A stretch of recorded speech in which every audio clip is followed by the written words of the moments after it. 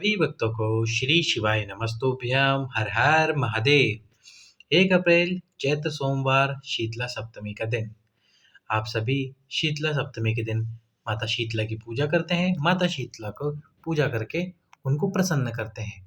लेकिन गुरुजी ने अपनी कथा में ये 2 बातें बताई थी कि ये 2 गलतियाँ आप हमेशा करते हो, जिसकी वजह से माता शीतला, जो शीतला माता है, वो आपसे प्रसन्न नहीं होती और प्रसन्न नहीं होकर जो आप उनसे मांगते हो, फिर वो आपकी मनोकामना ही क्यों ना हो या आपकी रोग मुक्ति ही क्यों ना हो, वो भी पूर्ण नहीं करती, क्योंकि आप ये 2 गलतियाँ करते हुए आ रहे हो अपने जीवन में। अब आज इस वीडियो को देखकर ये 2 गलतियाँ मत करना, जो गुरुजी ने अपनी कथा में बताई थी। तो माता शीतला आपसे प्रसन्न होगी और प्रसन्न होकर जो आप उनसे मांगोगे वो आपको अवश्य ही प्राप्त होगा। पर उससे पहले आपको एक छोटा-सा कार्य करना है, जो कि है वीडियो को लाइक करने का, चैनल को सब्सक्राइब करने का और इस वीडियो को अधिक से अधिक लोगों के पास में शेयर करने का। तो सबसे पहली जो बात बताई थी गुरुजी ने, वो यही बताई कि हम जैसे कल शीतला सप्तमी है, कल हम माता शीतला की पूजा करेंगे और आज हम माता शीतला के लिए पूजन के लिए जो सामग्री बनाएंगे। अब हम क्या करते हैं, रात के 11 बजे तक 12 बजे तक सामग्री बनाते रहते हैं और 1 घंटे बाद में 1 बजे 2 बजे उस सामग्री को लेकर माता शीतला की पूजन करने चले जाते हैं, जो कि बिल्कुल गलत होता है। ऐसा हमको नहीं करना चाहिए, क्योंकि 1 घंटे के अंदर वो सामान ठंडा नहीं होता और जो माता शीतला है उनको जो भी वस्तुएं समर्पित होती है वो ठंडी वस्तुएं समर्पित होती हैं। जो भी वस्तु उनको हम समर्पित की जाती है वो ठंडी वस्तुएं समर्पित करते हैं, गर्म वस्तु समर्पित नहीं करते हैं। तो इस वजह से जब आप 11 बजे 12 बजे तक लगातार लगे रहते हो पूजन की सामग्री बनाने के लिए, और फिर 1 घंटा होगा, 2 घंटे बीतेंगे और आप वो सारी सामग्री लेकर चले जाएंगे माता शीतला की पूजा करने के लिए।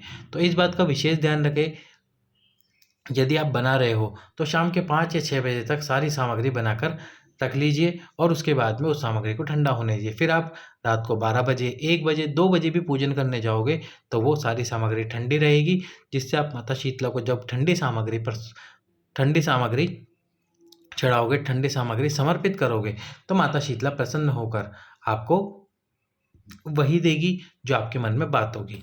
दूसरी गलती जो बताई थी गुरुजी ने अपनी कथा में, कि हम गलती क्या करते हैं, पूजन करने जाते हैं और पूजन करने जाते हैं जो हमारी पूजन की थाली होती है, वो पूजन की थाली में हम 2 वस्तुएं रख लेते हैं जो हमें नहीं रखनी चाहिए। और 2 वस्तुएं कौन सी? नंबर 1 पर है, जो पूजन की थाली में हम वस्तु रखते हैं वो है अगरबत्ती, और दूसरे नंबर पर है दीपक।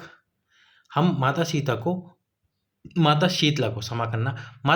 को हम ठंडी वस्तुएं समर्पित करने जा रहे हैं और दीपक प्रज्वलित करते हैं। अब दीपक की जो प्रवृत्ति होती है, दीपक का जो गुण होता है वो होता है गर्म का।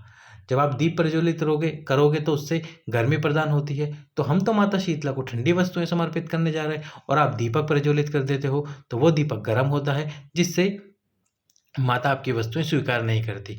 एक गलती। और दूसरी जो वस्तु हम अपनी थाली में रखते हैं पूजन की में, वो है अगरबत्ती।